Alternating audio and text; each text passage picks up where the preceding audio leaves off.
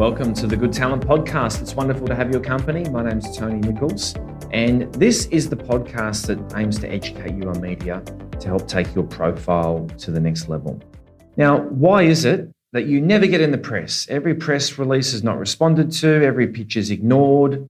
You've given up on the media. You only blog, you only use social, you only do digital marketing, and you actually think, well, media is dead. There's no point using media at all to grow my brand, because it's impossible. So why do you have that mindset? There's lots of reasons. So let me break it apart for you. And I want to fundamentally just debunk that myth. The press is there as an incredible stakeholder for you to put your brand on steroids, but you're using it the wrong way. Primarily what you're doing is that you're fronting up to the press and you're trying to sell yourself. So you're trying to sell your product. You're trying to sell the event that you've got coming up. You're really trying to do marketing in the PR space. And that's why it's not working for you at all. And hence you've given up and it's all digital and it's all social and you just think media is shit, so you just don't bother. So the clients that we work with and the broader world that we're educating is starting to understand that PR and marketing are very different. And in fact, there's huge platforms that you can jump on to promote your brand, but you do need to put selling in the corner for now.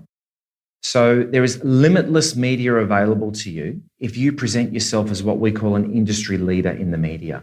So to sell is to repel. If you're on the phone to the AFR and it's a prize publication, it's got millions of eyeballs on it when it comes to ASX listed business press, you really just want to sell your new business, your new service, your new fund, etc., etc. When you make that call to the journos with that mindset, you're not going to get anywhere. But when you make that call to the journos, forgetting selling, leaving that to your marketing guys, but thinking of yourself as an industry leader, and you start to talk to the journos about opportunities in the sector, problems in the sector, solutions you have in mind in the sector, now we're cooking with gas. Now you've got a journo's attention. Now you are on the precipice of getting a lot of media for your brand. So let me break it down for you a little bit further. Now, someone else actually, guys, that we're going to get onto the podcast, Catherine Valicia, Valicia National Farms. Catherine is a wonderful example of someone who's had enormous brand growth, and I'm not going to take all credit for it, but she has been with us for a while. She's a firecracker. She's an entrepreneur. She's a leading female in agriculture. Now, she came to us interested in press. We took her on this industry leadership journey. At no point with any media have we ever done for Catherine have we talked about how great her veggies are, how competitively priced her veggies are. We've never sold anything in the PR that we've done for Catherine Valicia, but we've set her up as the spokesperson for raising the standards of the industry, providing incredible careers in agriculture, getting the tax incentives and tax cuts right for all farmers around the country. So PR squarely in our journey with Catherine has never been about selling anything. It's always been about helping raise the standards of the whole industry. So when we make phone calls on her behalf to place her as this young woman in agriculture that's making everything better and protecting workers, protecting the migrant workforce, providing opportunities for women, the media opportunities are actually endless. And guys, I remember her once ringing up saying, hey, enough media. She got so used to doing television media nonstop. Like if we ever sent her like a local publication opportunity, hey, this wasn't her caliber anymore, right? This approach of looking at your industry and standing up as its leader gets you limitless media. Now, the benefits in that is you end up on speed dial for the journos. You do get all the branding recognition. And ultimately, anyone in your sector looking for partners, looking for opportunities, will have you on their mind. They'll be Googling you and finding you. So see how we flip that around a little bit? So we start off with you. You've tried to be in the media so much. You're very envious of all these people that are always in the media. You've been unsuccessful, I'm predicting, because you're too busy selling yourself and you're not thinking of yourself as a figure in the industry that's determined to make the whole industry better. That's what the press is interested in. So make that mindset shift, adjust your pitching as a problem solver in your sector, and you're about to get tons of media and it's very exciting. So this is how you do it. You think about the whole sector that you're in. What problems are there in this sector? Because you know media does have a negative lens. So let's just accept that. Let's not try to change that. If we want to be in the AFR and be in front of those millions of eyeballs, we're not going to change their business model. They have a negative lens, that's fine. So you identify problems for them in your sector, one problem. You've got very innovative solutions in mind for those problems that will help a lot of people. And then you've got a strong call to action as to how and why those solutions should be implemented, whether you're implementing them or not. Back to Catherine Valicia, I'll give you an example. Catherine was expanding into Country Vic, growing veggies, but she found herself growing veggies in the fruit bowl district. But there's water restrictions in those fruit bowl regions because water's scarce and limited.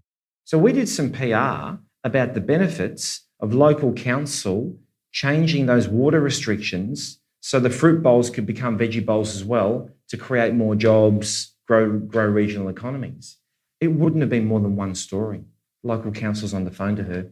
We changed their laws and water is available all year round as a result for Catherine Valicia and any other veggie growers in that region. So here we are. Catherine is an industry leader. She sees an opportunity to create more jobs and grow the regional economy. Just so happened to benefit her because she needs water for her veggie farms. And one story, would you believe, they changed that legislation. Crazy, right? The more typical way to do that media, which would not get you success, would be something like, we want to sell more veggies. And we deserve to because we're really good veggie growers, but we just need the water. That would get zero media. So we flicked it out into jobs, economy, regional growth. Not only does she get the media, we get the legislation changed, which I think is fantastic. I've got Emily Hurd, who produces the podcast with me now, smiling. We got a story up recently, didn't we, with News Corp and The Australian, and we stated the case for our disability clients that it was ridiculous, the short lead time for disability workers to get the booster vaccine, right? The third vaccine. So we're in the disability sector. We identify the problem. Our call to action is to make that time frame longer. 48 hours, Andrew's government changes that rule. Can you believe that? Off of media story. So this is the power of media when you get it right. You actually achieve huge things. So you kind of thought that it was impossible to get into the media only because you were doing it the wrong way. When you adopt this approach, you actually get endless media. It puts your profile on steroids, but you actually achieve enormous things as well for your sector. It's real. You're not just being interviewed, you are changing legislation, you are growing your business, you are accessing more funds. It's got serious clout when you know how to play in this space. It's not hard to play in this space. You just have to follow these rules. Finally, I'll get out of your hair. Last thing you've got to do, follow all of that. But when you pull this yarn together that's industry focused, there's problems, there's solutions, you've got calls to action. It can't just be you. Bring case studies into the story. Now, case study is journo talk for people with lived experience of what you're talking about. So it can't just be you, the industry figure, or you, the industry aspirant. You identify the problems, just accept the negative lens and go with it. Identify the problems, have the solutions in mind, have a strong call to action, but bring in someone with lived experience in your sector. So if you're a tech entrepreneur, find me the young university aspiring tech entrepreneurs that'll benefit from this call to action that you've got, because that's what's going to get you into the media when you're talking to the AFR. A serious problem, very innovative solution. People in third year tech at uni who can participate in the yarn and speak to it because what you're calling for will change their lives. The AFR are going to run that. They want the kids as the case studies. They want you because you're standing up as an industry leader. Then think about an industry partner that you can bring in, a key body or something like that. That's called packaging a yarn. So that's no different to what every working journo is doing around the country in television news or television news predominantly and print journalism. We're packaging yarns. There's never one speaker. There's always 2 to 3. They're the 2 to 3 ways that we look at it. And we happily have you on our programs when you're not selling, but you're looking to solve problems in your sector. Take care. That's all for now. See you next time.